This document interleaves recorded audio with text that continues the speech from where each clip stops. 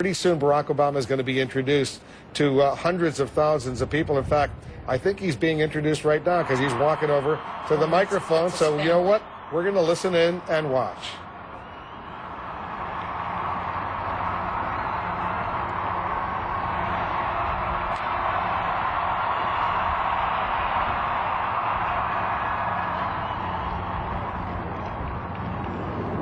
Hello, America.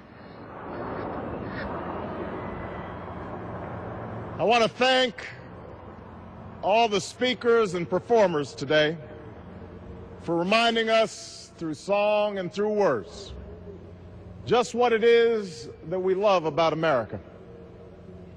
I want to thank all of you for braving the cold and the crowds and traveling in some cases thousands of miles to join us here today. Welcome to Washington, and welcome to this celebration of American renewal. In the course of our history, only a handful of generations have been asked to confront challenges as serious as the ones we face right now. Our nation is at war. Our economy is in crisis. Millions of Americans are losing their jobs and their homes. They're worried about how they'll afford college for their kids or pay the stack of bills on their kitchen table. And most of all, they are anxious and uncertain about the future, about whether this generation of Americans will be able to pass on what's best about this country to our children and their children. I won't pretend that meeting any one of these challenges will be easy. It will take more than a month or a year, and it will likely take many. Along the way, there will be setbacks and false starts, and days that test our resolve as a nation. But despite all this, despite the enormity of the task that lies ahead, I stand here today as hopeful as ever that the United States of America will endure, that it will prevail, that the dream of our founders will live on in our time.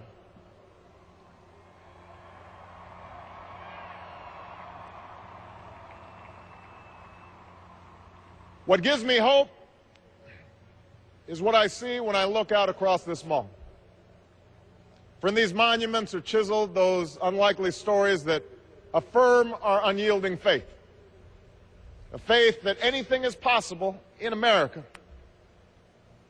Rising before us stands a memorial to a man who led a small band of farmers and shopkeepers in revolution against the army of an empire, all for the sake of an idea.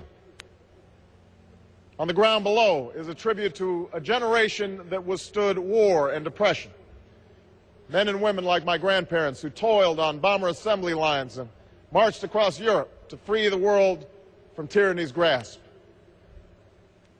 Directly in front of us is a pool that still reflects the dream of a king and the glory of a people who marched and bled so that their children might be judged by their character's content.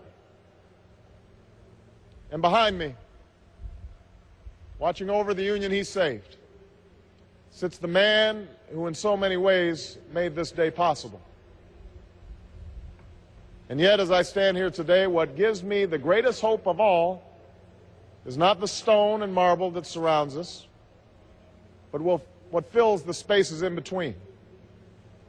It is you, Americans of every race and region and station, who came here because you believe in what this country can be and because you want to help us get there.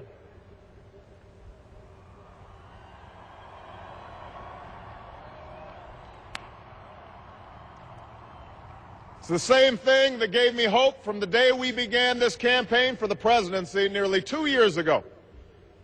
A belief that if we could just recognize ourselves in one another, bring everybody together, Democrats, Republicans, independents, Latino, Asian, and Native American, black and white, gay and straight, disabled and not, then not only would we restore hope and opportunity in places that yearn for both, but maybe, just maybe, we might perfect our union in the process.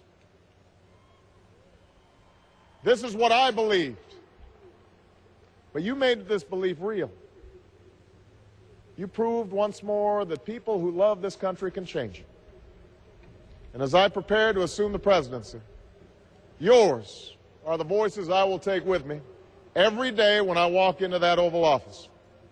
The voices of men and women who have different stories, but hold common hopes, who ask only for what was promised us as Americans, that we might make of our lives what we will and see our children climb higher than we did.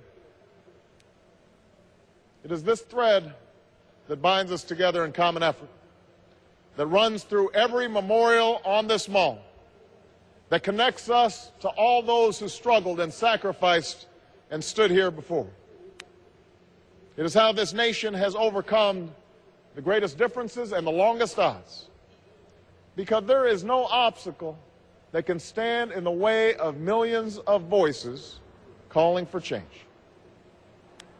That is the belief with which we began this campaign, and that is how we will overcome what ails us now. There is no doubt that our road will be long, that our climb will be steep, but never forget that the true character of our nation is revealed not during times of comfort and ease, but by the right we do when the moment is hard. I ask you to help reveal that character once more.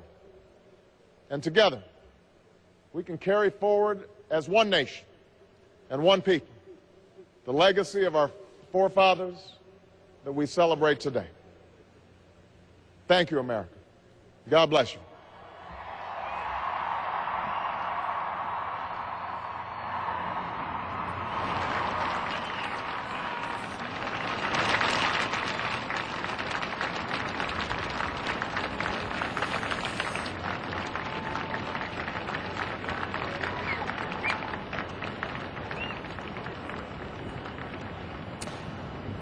All right, anything is possible in America. The theme of Barack Obama speaking at the Lincoln Memorial, returning to his family, returning to the vice president-elect and Jill Biden. He says he's as hopeful as ever